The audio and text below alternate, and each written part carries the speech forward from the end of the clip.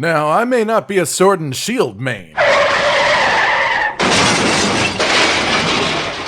but sometimes I am tempted.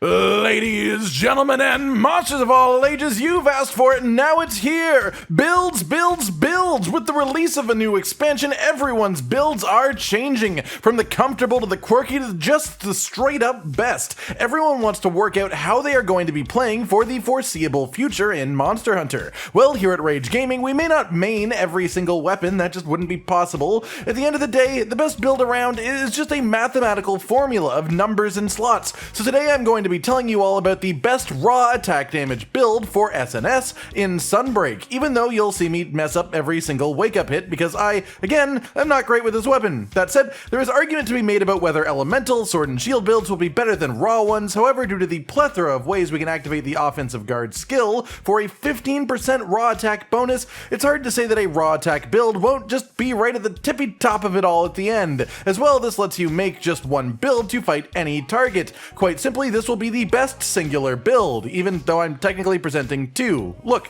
I do what I want. Don't question me. In case it wasn't already clear, these builds will be using equipment from late game monsters, so if you aren't there yet and want to avoid even weapon and armor spoilers, I'd come back here later. But for anyone who has reached the end period of Sunbreak, plays Sword and Shield, and wants to know exactly how to bash enemies' skulls in like no tomorrow, this is the place to be. First up, we should talk about the switch skills. Switch skill swapping isn't out of the question for Sword and Shield. Destroyer Oil is a bit less powerful than I'd hope, but you can still apply it and then do a scroll swap. Falling Shadow is still decent, but personally I heavily prefer Shield Bash, and so I will be sticking to one scroll the vast majority of the time, and it will have Twin Blade Combo, Shield Bash, and Metsu Shoryugeki as the main used ones, as Metsu is just unbelievably fun and effective all tied up in one neat little package. As for the specific weapon, there are tons of options. Most of the rarity 10 weapons are lined up relatively close to each other in effectiveness, and the only real requirement is a level 2 Rampage decoration slot to access the anti-dragon and equivalent decorations for different monsters, as this is just a 5 to 10% damage bonus depending on your type of enemy, and nothing can really even come close to comparing to that in our current decoration options. That said, while elementally matching certain monsters may be ideal, we are just looking for the best raw builds today, and so there are 3 options that sit high above everything else. The Kimura Sword and Shield with 330 raw, 30 hits of purple sharpness, a 4 slot and a 2 slot, the Tigrex Sword and Shield with 360 raw, 20 hits of purple sharpness, and negative 15% affinity, and then the Scorned Magnamalo Sword and Shield with 330 raw, 30 hits of purple, a 3 slot and a 2 slot, as well as 33 blast. The weapons themselves all rank quite closely between each other, with the Tigrex one being just ever so slightly on top of them within weapon calculations themselves. But all of this, of course, changes when you put it into an actual build, where things like negative affinity and the slots on the weapon itself can really come into play and show their value. At the end of our build, the Scorned Magnamalo and Kimura Sword and Shield actually beat the Tigrex SNS by exactly 1 effective raw. The other main issue with the Tigrex Sword and Shield is that it has 20 hits of purple sharpness, which is just a little bit too little. 30 hits is manageable on the other 2 in a raw Sword and Shield build, as your main effective combo for raw attack anyways is shield hits that don't consume sharpness, but 20 hits is just completely uncomfortable in my opinion. So even if the Tigrex Sword wound up slightly higher, I wouldn't be using it personally. But regardless, in the context of the builds that I'm showing here, the Tigrex Sword falls ever so slightly behind due to the difficulty of making up negative affinity without slots on the weapon. At that point, it becomes a choice between the Kimura Sword and Shield and the Scorned Magna Sword and Shield, and these are pretty much statistically identical, except the Scorned Magna SNS has Blast on top of it, which makes it come out as the undisputed winner for our specific build. That said, of course, to unlock this weapon you have to be MR 100, and so the Kimura Sword and Shield is being talked about here as it is the ideal substitute until you reach that master rank anyways. It'll do for now. Moving on then to the armor itself, then we will be using a lot of armor pieces that will have extreme value for every weapon that exists, but with one slight difference due to Sword and Shield benefiting from the offensive guard skill with both Shield Bash and Metsu Shoryugeki. These armor pieces are the Lunagaron helmet, the Geismagorm chest piece, the Baroth arms, the Rathalos waist, and the Ingot legs. For a talisman, anything with 2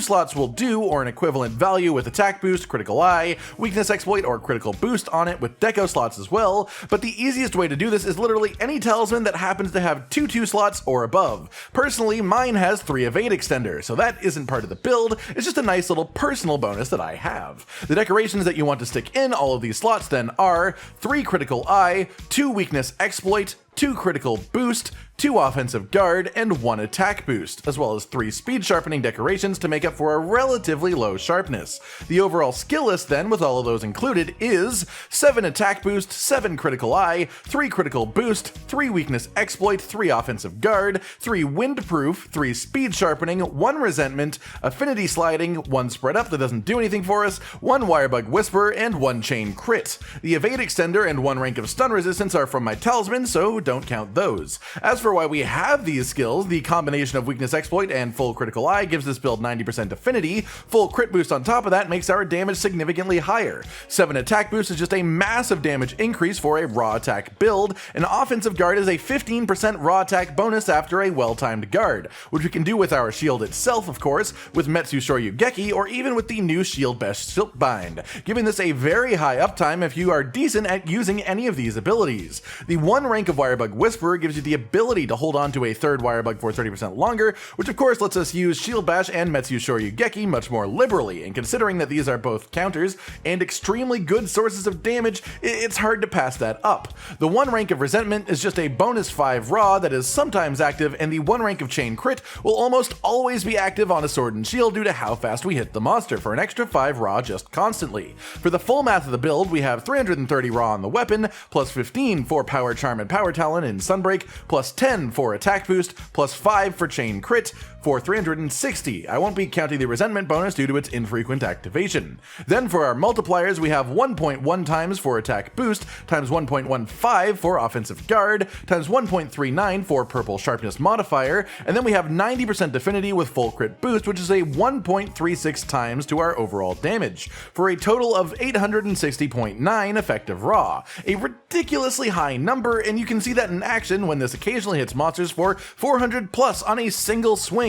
It's just nasty when everything is properly activated and flowing nicely. That said, there is one way to make a raw Sword and Shield do even more damage as it currently stands in Sunbreak, and it requires changing out a single armor piece from this set and using 1 rank of the Dereliction skill. This skill drains your health in exchange for giving you bonus damage the longer that you stay on a single switch skill scroll, so that is why I'm presenting both of these options. The Dereliction build does a bit more damage, but at the cost of that constant health drain and never being able to switch out your switch skills. If you are using Dereliction, my biggest recommendation is to carry a stack of Gourmet Fish with you on every hunt, as they last for up to 90 seconds and give you reasonable health regen just in general. Not quite enough to counter the drain of Dereliction, but enough to make it only a fraction as dangerous. That said, the only change that we make to have this build include Dereliction is to use Geismagorm legs instead of the Ingot legs. Overall, this lowers the effective slots of this build by 1 for the 2 slots and 2 for the 1 slot, so if you still want to reach the same skill spread, you need a talisman that either has 1 attack and 2 slots, or 2 attack and 1 2 slots, or the same for Critical Eye, or Weakness Exploit, or even Critical Boost.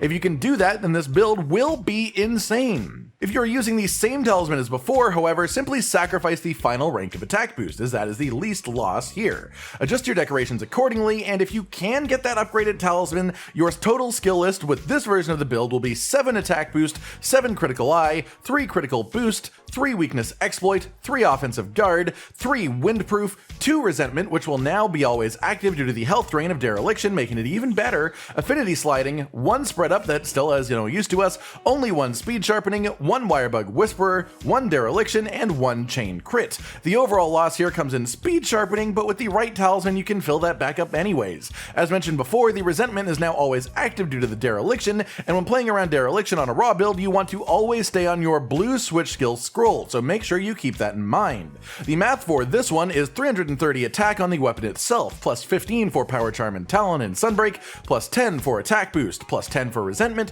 plus 5 for Chain Crit, and now plus 25 for the Dereliction when it's at full power for 395. Then the multipliers of times 1.1 for Attack Boost, times 1.15 for Offensive Guard, times 1.39 for Purple Sharpness, and times 1.36 for our Affinity and Critical Boost combo for a final total of 944.6. Yeah, you heard that right around a 10% increase. Of course, this requires a decently rolled talisman to achieve, and also gives you constant health drain that you have to deal with, so make that decision for yourself if you think that is worth it. After all, if your health is draining, then you'll have to heal more, and time spent healing is time spent not hitting the monster, so it isn't quite as simple as saying that you'll do 10% more damage with this build. There are extenuating factors. Overall, these two very similar builds will have absolutely ridiculous results if you use them on hunts. I am confident that if you use these builds, you won't be disappointed. I mean, look at the numbers that I'm getting in my hunts. You'll see exactly what you can expect. I hope you guys enjoyed this. After all, I am far from an SNS main by any means. I'm just trying to answer the need that the community has shown for a solid sword and shield build by throwing my own hat in the ring. After all, my gameplay may not be perfect, but math is math! And I fully believe that these builds will help you kick some monster booty the second you step into them. Let us know what weapons you'd like us to cover next, maybe even some quirky playstyle or skill you want us to focus around as we continue through the weeks. Like if you like the video, subscribe to the notification bell for more, and most importantly, ladies and gentlemen, until next time, stay sweet.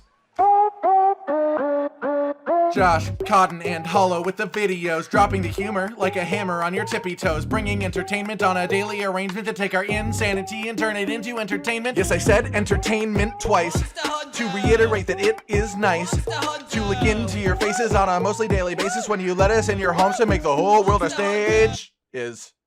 Goodbye.